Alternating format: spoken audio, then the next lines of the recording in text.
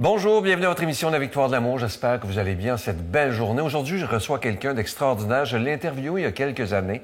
Il s'agit de Véronica. Vous allez sûrement vous en souvenir. Elle est atteinte d'anorexie chronique, mais vous allez voir, c'est une battante, une femme qui veut vivre et qui a un talent de peintre, mais extraordinaire. On va vous montrer tantôt, je vais en parler avec elle, une toile magnifique qui est dans le studio ici, que c'est elle qui l'a fait. Je vous le dis, elle a un talent extraordinaire. En chanson, notre ami Miguel, l'homélie avec l'abbé Stéphane Roy et la chronique hebdomadaire de notre ami qu'on aime tant, Christine Michaud. Bienvenue à votre émission La Victoire de l'amour. Un seul geste de toi viendra mon secours.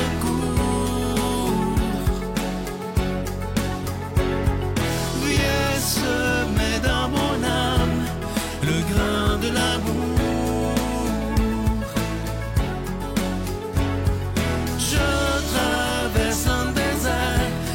Je meurs de soif. Montre-moi le mystère qui garde la foi. Véronica, quelle joie de te revoir. Merci. Vraiment, c'est extraordinaire de te revoir. Et je disais tantôt aux gens que tu as fait une toile qui est dans le studio ici, qu'on va la montrer à l'écran d'ailleurs, oui, qui est absolument magnifique et je veux te remercier de ton talent. Puis pendant l'émission, on va voir des toiles que tu fais, on va voir quel point tu as un talent. Merci. Magnifique. Si tu veux, il y a une question qui est très importante pour moi et probablement pour le public. Oui. Tu dis que l'anorexie, c'est pas qu'un problème de nourriture. Oh, c'est non. quoi exactement? C'est qu'on n'est pas bien dans notre corps, on n'est pas bien dans notre tête, on n'est pas bien dans notre cœur. C'est un refus de vivre, mais vu qu'on ne veut pas se suicider, en fait, on se fait mal à tous les jours. On n'est pas assez bonne, on n'est pas assez... On n'est pas assez rien. Alors, c'est vraiment un refus total du bonheur. Mm-hmm.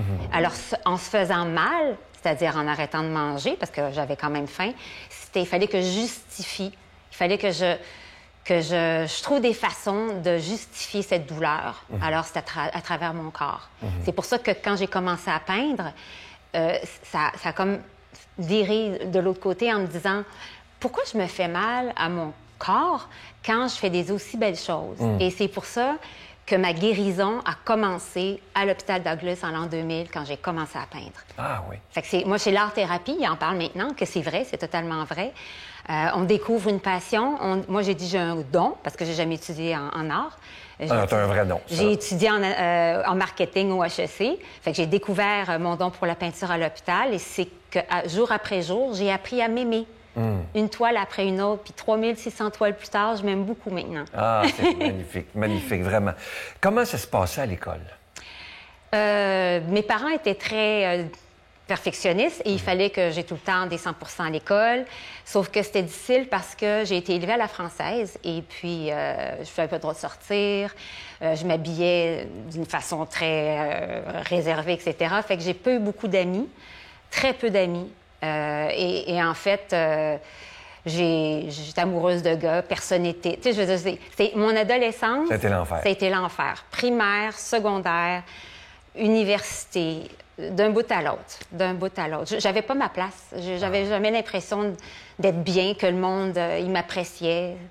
À part mon mari, là, je veux dire, lui, c'est mon âme sœur. Sans lui, je serais pas sur la terre. Ouais. Il m'a aimé, il m'a toujours dit, j'aime la personne.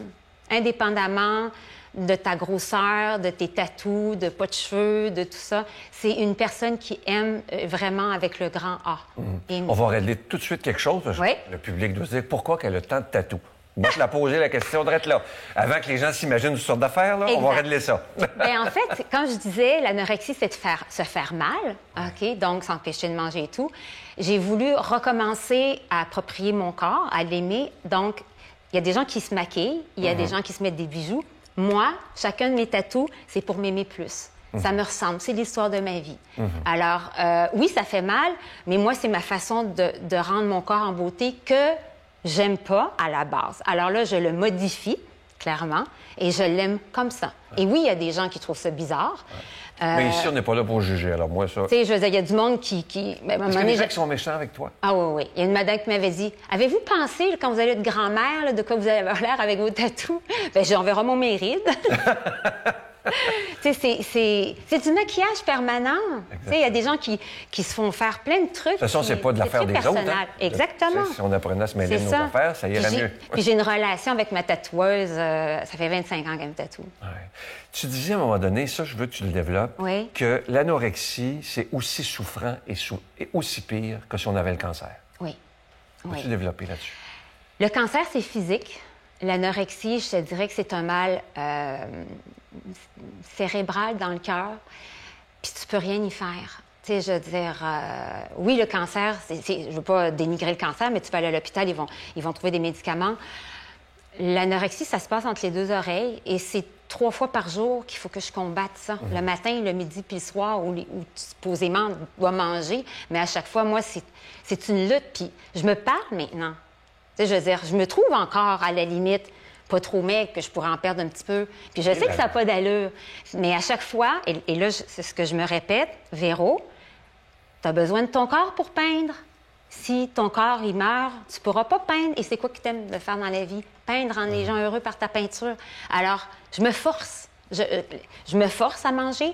J'ai mis la balance à la poubelle il y a 4 ans. Ah oui? Parce que le chiffre pouvait gâcher ma journée. Je me lève un matin, je me pèse, le chiffre, mais pour mon affaire, ma journée est pourrie. Puis pourtant, mon âge, je suis fière de dire que je vais avoir 58 ans, c'est un chiffre. Ouais. C'est ça que mon mari me dit. Voyons, pourquoi le chiffre de la balance te dérange, puis tu es fière de dire que tu as 58 ans. Puis là, j'ai réalisé que c'est ça, mais mon cerveau, c'est une maladie. Ben, c'est ça que les gens ne comprennent pas souvent. C'est pas le choix. Il y a des gens qui vont au régime toute leur vie. Mais toi, c'est pas ça. C'est pas de l'anorexie. C'est du régime. Moi, j'aimerais ça. Une fois, j'avais dit à mon psychologue, une transplantation de cerveau, ça existe. Mais non, mais c'est moins pire. C'est beaucoup moins pire. Comme je disais, je m'aime. Je m'aime de plus en plus. Ah, vraiment, oui. Je sais que Dieu est important dans ta vie. Oui. Tu as un goût de vivre extraordinaire. Oui. Justement, d'où te vient cette foi? Tu te sens aimé de lui tel que tu es? Je suis une miraculée. Oui, tu dis ça souvent. J'ai lu ça souvent dans des articles. Je suis une miraculée. Tu dis toujours, je suis une miraculée. Oui, j'ai descendu à un moment donné à 75 livres. Tu as manqué mourir plusieurs fois, là. Oui. Oui, j'ai eu un problème au cœur. À un moment donné, je suis tombée dans la boisson. J'ai fait une crise du foie. Oui, je passais proche. Je passais très proche. Puis à chaque fois, je me disais, on me teste. On me teste. Puis je n'étais pas supposée avoir d'enfant. T'en as 3? Oui, Jérémy va avoir 28 ans. Magnifique. J'ai pris 7 livres. Il prenait 7 livres à naissance, 7 sur 7. Fait qu'il n'en restait pas gros de moi après. Après, j'ai eu 2 fausses couches. Puis après, je suis retombée enceinte de jumeaux. Et là, j'y ai parlé en haut. J'ai fait, tu t'excuses de me les avoir enlevés, puis tu me les redonnes, les 2 en même temps. Fait que je le sais, je le sais. Et les jumeaux, c'est parce que j'ai de la difficulté à demander de l'aide.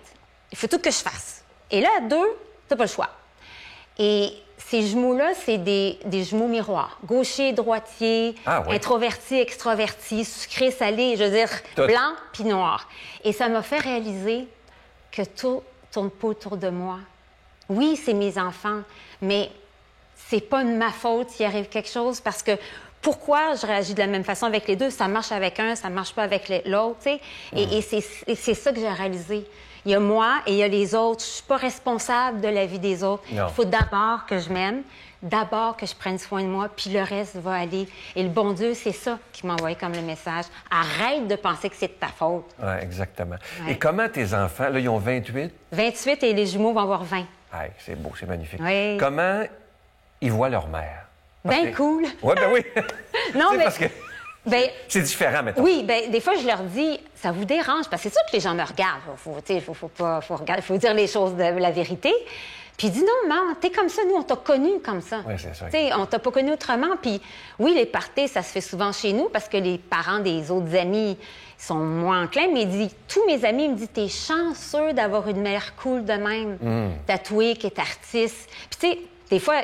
Je suis avec eux dans les parties, mais tu sais, viens-t'en, Véro, puis je vais pas vous déranger, je suis la mère. Non, t'es cool, viens-t'en, tu sais. Bien, ça, c'est le fun. C'est mon adolescence que j'ai pas vécue à cause de l'anorexie que je vis à travers mes enfants. Tu sais, je suis allée au casino avec mon plus vieux. J'ai du fun avec mes enfants comme si c'était mes amis. C'est sûr que c'est dangereux, mais c'est le bonheur. Ben, c'est ça, tu sais. Puis même, je leur dis tout le temps, faites pas ce que je fais, faites ce que je dis, parce que des fois, je suis un petit peu dévergondée, mais c'est ça. Puis non, je pense qu'il me prouve qu'il m'aime pour de vrai.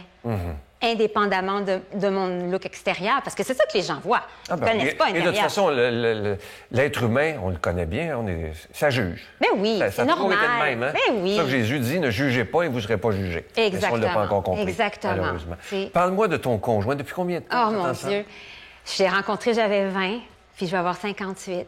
Tu dis à un moment donné, dans ce que je lisais sur toi, que s'il n'était pas là, tu serais morte. Ah oui, oui. Oui, il m'a repêché. Ah oui. Combien de fois? Puis je me disais, tu sais, quand même, quand je suis rentrée à Douglas, à l'an 2000, puis j'avais dit, regarde, laisse-moi mourir. Jérémy, il a juste 5 ans, il va m'oublier. Trouve-toi une femme qui a de l'allure. Il m'a dit, non, non, non, non. Tu vas t'en sortir, tu vas guérir. Tu sais, il m'a jamais critiqué, jugé. J'ai décidé de quitter ma job de jour, comme on dit, pour être artiste peintre. Il dit, je vais payer tout. Puis au pire, si ça ne fonctionne pas, tu dois travailler. Fait qu'il m'a baqué là-dessus. J'ai jamais rencontré une personne sur la Terre qui m'accepte autant, puis j'en fais des affaires des fois, à catholique. C'est vraiment vivre et laisser vivre, c'est la définition de mon mère. Aimer inconditionnellement. Inconditionnellement. Puis il est parti au chalet en fin de semaine pour le partir, comme on dit, le chalet. Il est arrivé, puis il m'a texté, je suis bien arrivé, tout c'est correct. Il est juste parti au chalet, mais il est comme ça, il part en voyage d'affaires. Ouais. Il arrive, il m'écrit à tous les soirs, on fait des messengers, puis pourtant, ça fait X nombre d'années, mais je pense à toi, puis il me ramène toujours un petit souvenir. C'est beau, hein? Il m'aime. Mais d'ailleurs, je dis tout le temps, j'en reviens pas, je comprends pas pourquoi tu m'aimes autant, parce que moi, je me déteste. Il dit, je t'aime pour compenser le fait que tu t'aimes pas. Qu'est-ce que tu aurais à dire à la petite Véronica de 5-6 ans? Si elle était assise à côté de toi, juste là. Ah, la vie qui t'attend. Oui, c'est des montagnes russes, mais elle est tellement belle. Malgré tout, tu dis que la vie est belle? Je la changerais pas, mais pas du tout. Ni mon anorexie, ni mes fausses couches. Parce que tout ce qui m'est arrivé, même que ça a été très dur, ça m'a fait de la peine et tout, j'en suis sortie plus grande. Et je remercie encore plus la vie. Parce que si t'arrive rien, tu sais pas c'est quoi souffrir. Ouais. J'en ai souffert une shot. Pour ça, quand je rencontre des gens qui souffrent, je sais c'est quoi la souffrance. Puis, tu sais, quand une personne t'aime, il faut pardonner. Puis ça aussi, ça m'a appris à faire ça. Il y a des personnes, oui, il y a des personnes qui vont te faire souffrir, puis c'est parce qu'ils souffrent beaucoup, eux. C'est quand quelqu'un se noie, on dit tout le temps, là, saute pas, il va te noyer avec. Dans une bougie, une bouée, tout ça. Et moi, j'ai réalisé que les personnes qui me font le plus de mal, c'est des personnes qui sont encore plus malheureuses que moi. Fait que je leur envoie de l'amour. Exactement. Je leur envoie de l'amour. Et en 30 secondes, quand je te le demandais au début, quand des gens te jugent à cause de ton look, etc., c'est ça, tu leur envoies de l'amour, tu n'es pas choquée? Non. Non, puis des fois, je les regarde, je dis, y a-t-il quelque chose qui vous dérange? Là, mais non, je suis contente, mais j'ai hâte d'avoir 70 puis 80. Non, mais le monde est bon. Avant, j'osais pas, tu sais, j'étais... Mais qu'est-ce que tu aurais à dire? Je vais prendre quelques secondes de plus. À la grand-maman, la dame qui t'avait dit, qu'est-ce que tu vas faire quand tu vas être une grand-mère? J'ai dit, je vais être une grand-mère tellement cool. J'ai hâte. On m'a dit là, que j'allais avoir 3 petites filles. J'ai eu 3 garçons, et de mes 3 garçons, je vais avoir 3 petites filles. Mon Dieu, que je vais Et tu vas être une bonne grand-mère, je suis convaincue. Je vais les... Oh, mon Dieu, j'ai trop hâte. D'ailleurs, j'aime mon fils de 28. Je suis en attente. Ouais. Tu vas être une bonne et belle grand-maman.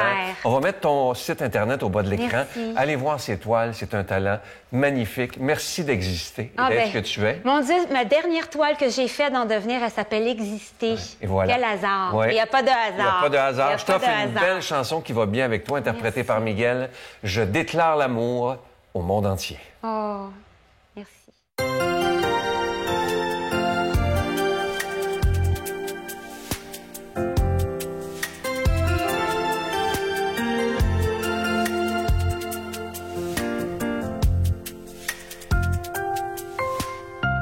Il y a des jours où l'on se lève du bon cœur, où l'on croit à tous les rêves de bonheur. À l'étoile sur la mer, à la rose en plein hiver, à la source qui jaillit dans le désert. Ces jours-là, je déclare l'amour au monde entier. Je veux croire qu'enfant, tout a changé. Plus jamais des larmes aux yeux, plus jamais de guerre, de faim, de misère, plus jamais d'enfants malheureux. Je déclare l'amour au monde entier. j'y mets tout mon cœur pour le chanter, tout donner, tout partager. J'ai envie de vivre, j'ai envie de vivre, j'ai envie de vivre pour aimer.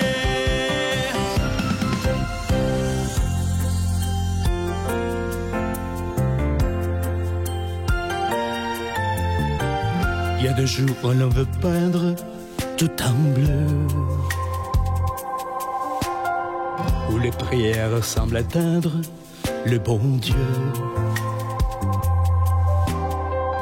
où la terre et l'univers ne tournent plus à l'envers, où chacun a l'air de faire de son mieux. Ces jours-là, je déclare l'amour au monde entier. Je veux quoi qu'enfin tout a changé. Plus jamais de larmes aux yeux, plus jamais de guerre, de faim, de misère, plus jamais d'enfants malheureux. Je déclare l'amour au monde entier. J'y mets tout mon cœur pour le chanter, tout donner, tout partager. J'ai envie de vivre, j'ai envie de vivre, j'ai envie de vivre pour aimer. Je déclare l'amour au monde entier. Je veux quoi qu'enfin tout a changé. Plus jamais de larmes aux yeux, plus jamais de guerre, de faim, de misère, plus jamais d'enfants malheureux. Je déclare l'amour au monde entier. J'y mets tout mon cœur pour le chanter, tout donner, tout partager. J'ai envie de vivre, j'ai envie de vivre, j'ai envie de vivre pour aimer.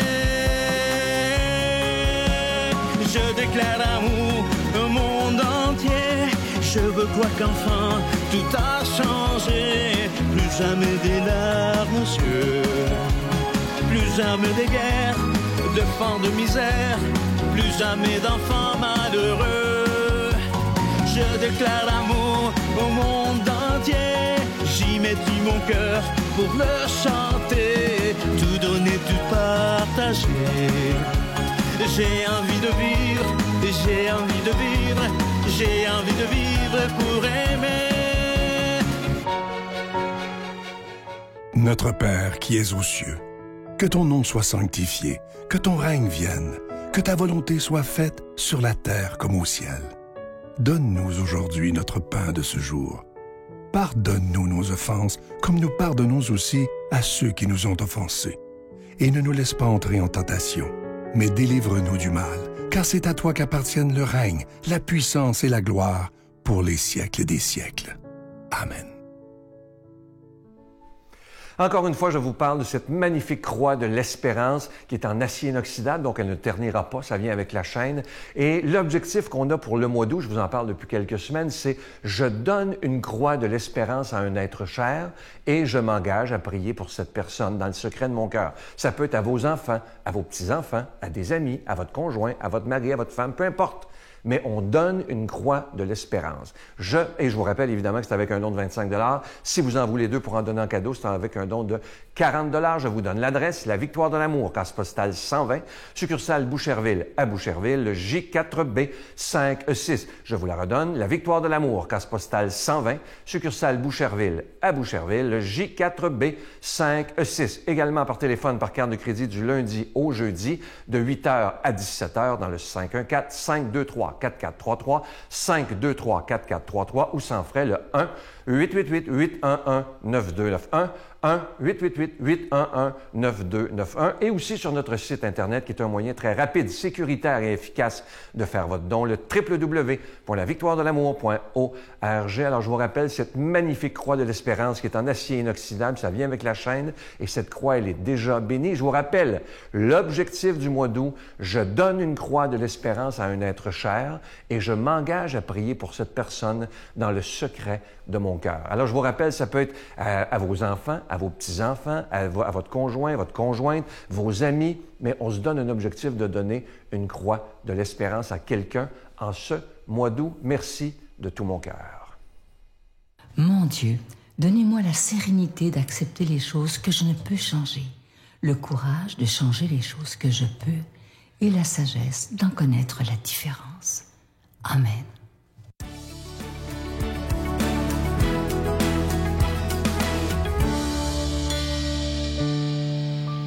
Baudelaire a dit « Le génie, c'est l'enfance retrouvée à volonté ». Je trouve ça beau, puis en même temps important dans notre vie de retrouver cette part d'enfance à l'intérieur de nous, le petit enfant en dedans. Tu sais, on en a entendu parler, vous avez sûrement lu peut-être des livres là-dessus, mais je trouve que c'est un exercice, des fois, pas nécessairement facile quand on devient un adulte sérieux, là, qui s'occupe bien de sa vie, de dire « Ah oui, mais l'enfant en moi, est-ce que je lui permets de vivre encore? » Et j'ai fait un exercice comme ça un jour avec ma famille en voulant tester. J'ai un petit côté, des fois, je fais des expériences sans que les gens le sachent nécessairement. Et ce que j'avais fait, c'était dans le temps des fêtes, mais on pourrait le faire n'importe quand dans l'année. J'avais choisi pour chacun des membres de ma famille un cadeau, un objet en cadeau qui pouvait les ramener à leur enfance. Donc, à ma mère, j'avais donné une poupée, une petite poupée, parce que je sais qu'elle aimait jouer à la poupée quand elle était petite. Mon père, qui a déjà rêvé d'être pilote d'avion quand il était petit. Vous savez, quand on est petit, on nous demande « Qu'est-ce que tu vas faire plus tard? » On ne se demande pas est-ce que c'est possible, est-ce qu'il y a des débouchés. Hein? Si on veut être astronaute, on veut être astronaute. Bon, lui, il voulait être pilote d'avion, fait que j'avais acheté un petit avion. Mon frère, qui jouait quand on était petit, moi, je jouais beaucoup avec mes Barbies, puis lui, il jouait avec des G.I. Joe. J'imagine que vous vous rappelez de ça. Fait que j'avais acheté un paquet de G.I. Joe. Et j'avais emballé ces cadeaux-là. Je leur avais donné chacun leur petit cadeau. Et je faisais ça Moi, ça me faisait rire, puis je me disais, on verra qu'est-ce que ça va faire comme effet. Mais c'était magique, parce que quand chacun, leur tour, ils ont ouvert leur cadeau, bien, ils étaient surpris. Pourquoi je leur donnais ça? Mais en même temps, on pouvait voir l'enfant à l'intérieur qui s'éveillait juste en déballant ce genre de cadeau-là. Et mon frère, excuse-moi Alexandre de le dire à la télévision, mais je sais qu'il a gardé pendant longtemps un petit bonhomme G.I. Joe sur son bureau parce que justement, ça le reconnectait au petit à l'intérieur de lui. Donc, voilà l'exercice que je vous propose, si vous en avez envie. Ça peut être de le faire aussi lors d'un souper entre amis ou en famille, de dire, tu sais, un petit quelque chose pour chacun, pour leur rappeler leur enfance. En même temps qu'il y a quelque chose de beau là-dedans, ça nous aide à mieux les connaître. Des fois, on ne sait pas à quoi ces gens-là rêvaient quand ils étaient petits, à quoi ils jouaient. Fait que ça demande quand même d'aller faire une certaine recherche, puis après de leur offrir ça, puis soyez aux aguets, regardez comment ils réagissent, qu'est-ce que ça crée en eux. Les yeux pétillants, le sourire aux lèvres. Il y a quelque chose qui est libéré, puis il y a surtout quelque chose qui a envie de revivre. Et c'est ça que je trouve beau. Alors, essayez-le, vous m'en reparlerez si ça vous tente, mais juste d'éveiller le petit enfant à l'intérieur de nous.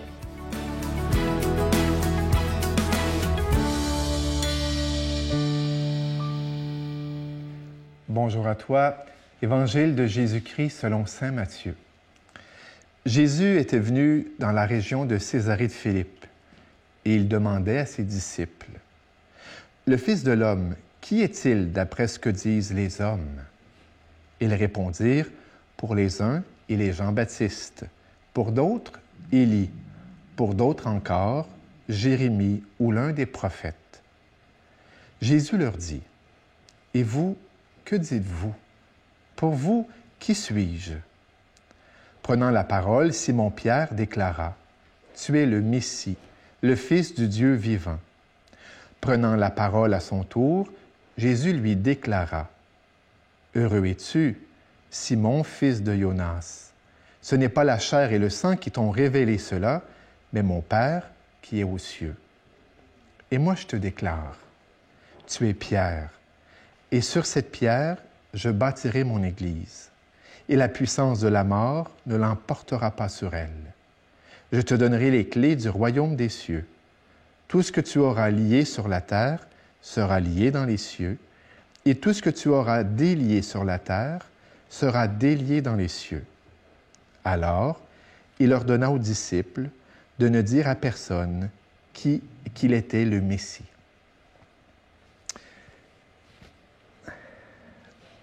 On voit Jésus au milieu d'une foule, la foule de ses disciples, mais qui au début parlent de ce que les autres pensent pour se restreindre progressivement à un couple, 2 personnes.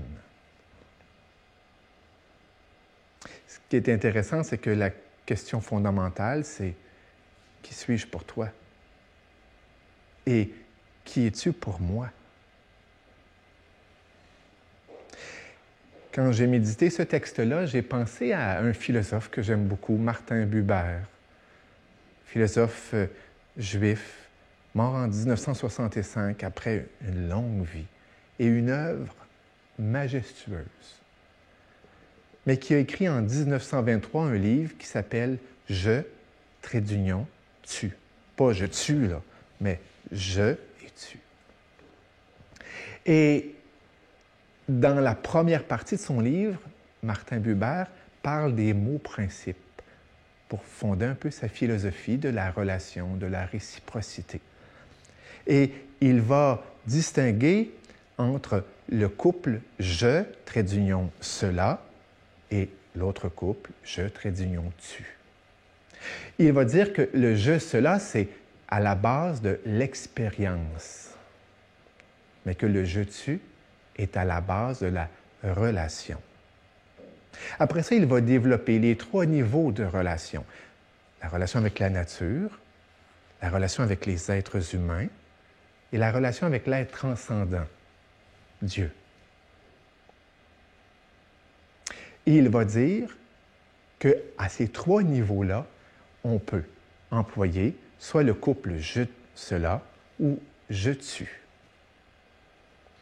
Ce qui est intéressant, c'est que Jésus et Pierre se trouvent vraiment dans la relation « je tue ». Ce n'est pas du tout « je cela ».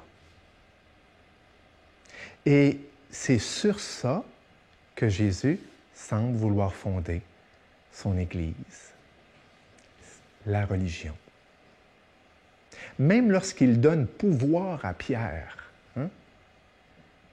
il faut toujours prendre le pouvoir, non pas dans un pouvoir « je cela », où le pape, le chef, serait un monarque, un dictateur qui se servirait de son pouvoir pour se servir des autres. Non. Parce que dans la relation « je tue », c'est toujours dans une ouverture à autrui. Donc, le pouvoir, c'est le pouvoir servir, le pouvoir aider, le pouvoir aimer, le pouvoir marcher avec toi, le pouvoir rire, pleurer. Toujours dans une ouverture à l'autre. Et l'autre est un sujet, et pas du tout un objet. On n'utilise pas l'autre. On ne se sert pas de l'autre. Au contraire, on est dans le don, dans l'accueil.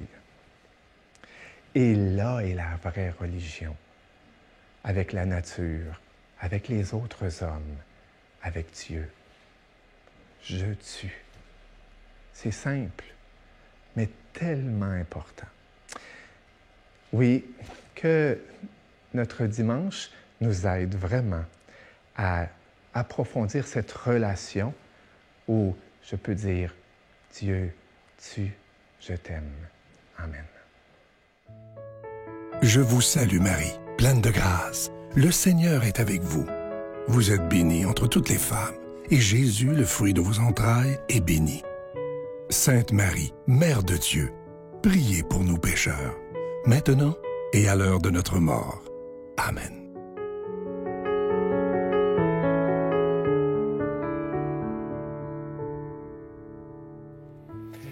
C'est toujours avec une grande joie que je rencontre Véronica. C'était la deuxième fois. Et ce qui me marque, c'est sa joie de vivre.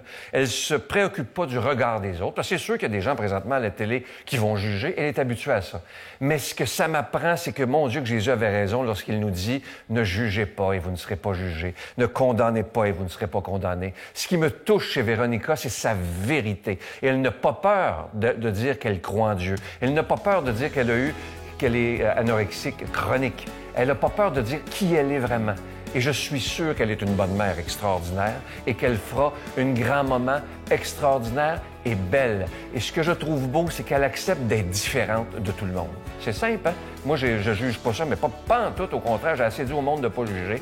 Alors, je veux remercier Véronica pour sa vérité et d'être ce qu'elle est. Je vous souhaite une belle journée. À demain. Bye.